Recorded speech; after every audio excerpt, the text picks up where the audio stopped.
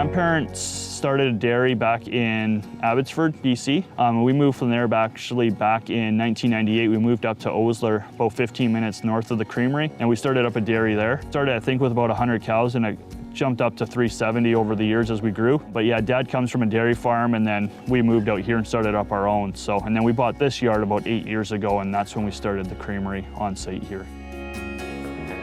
It's been a dream of mine since I was 13, and we decided back in 2020, 2021 that we wanted to make ice cream and do it the route of farm fresh. So I get the milk straight from the cows that Dad milks, and we turn it into the ice cream on farm here. We just thought it was the best way to do it is from farm to table. Twin Peaks Creamery was a dream of John's since he was a little boy from 13, 14 years old. We had taken a road trip to BC to go back to the Lower Mainland to visit my in-laws, and we had stopped at the Dutchman Dairy in Sicamous, and we walked around the farm there, and our children saw the idea of being able to process your own milk and utilizing it into a store, and John had a dream to make his own ice cream one day.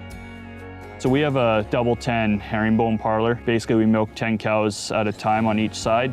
Typically, we have 2 people in the parlor at a time, and they're milking it. We're milking 370 cows. So Dad's in charge with my brother, and they do some of the work with that, but we also have at least, I think, about a dozen employees to help out with milking the cows, keeping things bed and fed, and doing field work as well.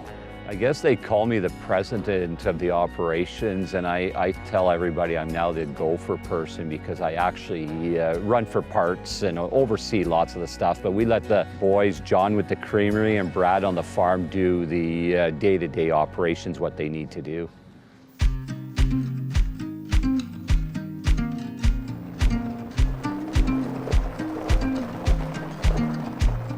So on a typical week for us, on Mondays and Thursdays, we go to the other yard. I pick up the milk, go through all the steps that are involved there, which includes writing down how much I pick up, taking a sample for testing, because all the raw milk and pasteurized milk that we process here all gets sent away for testing, just to make sure that the bacteria counts are good, that there's no antibiotics in the milk, and just to make sure it's overall safe for human consumption. So I go through all the steps. I'm picking up the milk from there, bringing it back here, and then we pasteurize the milk we want to keep, and we separate all the rest and into the cream. All that cream gets pasteurized as well, and then it goes in the fridge. Tuesdays and Fridays is when we make our mix. So we take that milk and cream, combine it, heat it up, and then we add in our sugars and our skim milk powder, and then we heat it up, and then we homogenize it. So homogenizing is where we take the product and we run it through a machine, and it's basically got 2 stages. Just one to blow the fat particles smaller, make them more evenly the same size, and then the other step is just to make them all evenly distributed throughout the ice cream mix. And then after that, we cool it down, we add in our flavor, whether it's peanut butter, whether it's mint chocolate brownie, where we just put the mint leaves in there and let it sit. We add all that flavor, and then we put it in the fridge. So the flavor has to sit for a minimum of 4 hours and up to at least 12, just to make sure that the mix kind of blends together. So we typically leave it overnight, and then Wednesdays and Saturdays we freeze. So then we take the mix, we mix it with our immersion blender, and then we strain every flavor, whether it's a fruit one where we get all the seeds and pulp out, or whether it's just a regular one, just to make sure if there's a small piece of sugar or something that got missed, we'll strain it out just so that you're not biting into a chunk of sugar. And then we'll run it through the machine. Basically the drum in the side will spin whatever direction that is, and then it'll slowly take the ice off the walls and build it into the milk and cream mix, and then that's how you make the ice cream. There's a whole bar here that has 10 dots on it, and these will light up as we get closer, and then once it has reached the limit where it thinks it can get to, this thing will start beeping, and that'll let us know that the ice cream is ready to come out. We have the pralines here, all broken up, ready to go into the mix, and we also have our caramel sauce here. So we'll be putting those in at the same time into our pot when we pull out the pralines mix out of the machine. So the ice cream has been in the machine for about 10 to 15 minutes. It is now coming out, but as you can see, we didn't put any of the additions in the machine, so we're adding those now. Keeps you on your toes because you got to be quick, because you don't want to have it that you have too much in one spot or not enough, or you'll get gaps in your trays or in your pints where you'll just have ice cream and no caramel or anything. So ice cream's a lot about speed when you're trying to take it out, just because you want it in the freezer as fast as possible. So then we're gonna put the pot on the table, and there's 2 ways we can do this. Is we can either scoop it out of the pot into the trays, or I like to dump it because it's faster.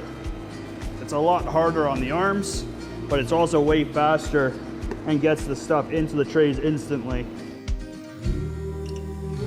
So the goal here is to get the trays filled and into the blast freezer as fast as possible so that they stop melting and rolling everywhere. So that's all the 3 trays into the blast freezer. Now we'll let that sit for a bit.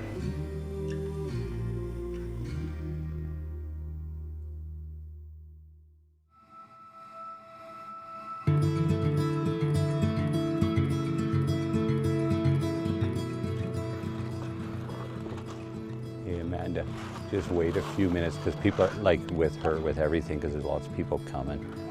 Starting in about 5 to 7 minutes or so, we're going to do a live milking demonstration here so that anybody who likes to see how a cow is milked, we will do an update and talk a little bit about how cows are managed and how the process works so that people can understand where their milk actually comes from and even where the milk goes to on the dairy farm to eventually come in here to the creamery where the cream comes off and ice cream is made. So I'm going to go over a few things first with this cow for you.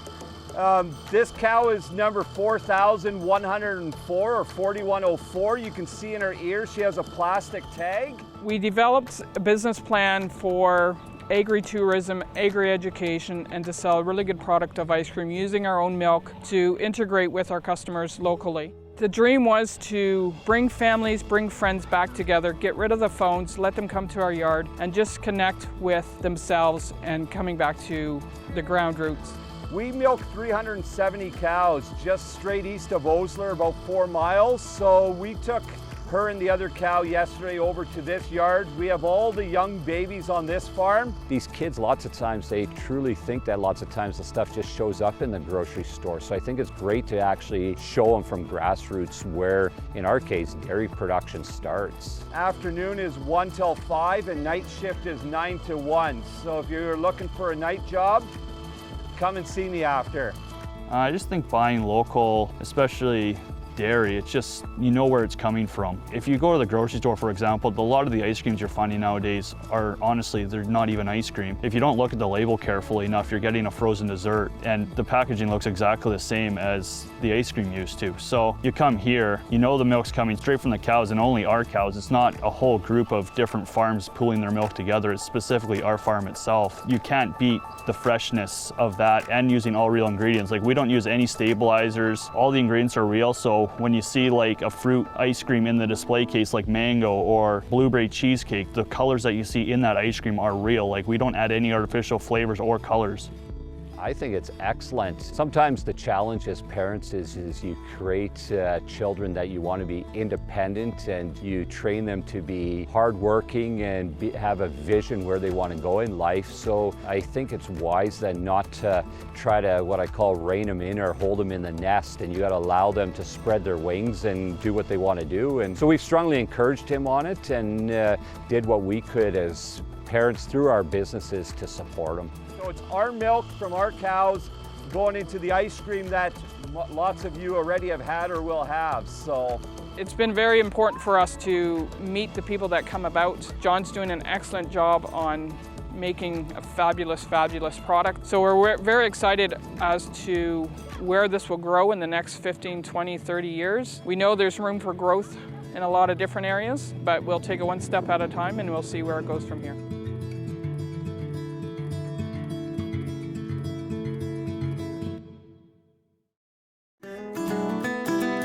Is there a restaurant or beverage producer you'd like to see featured on MaxTV Local? Let us know at SaskTel.com/local.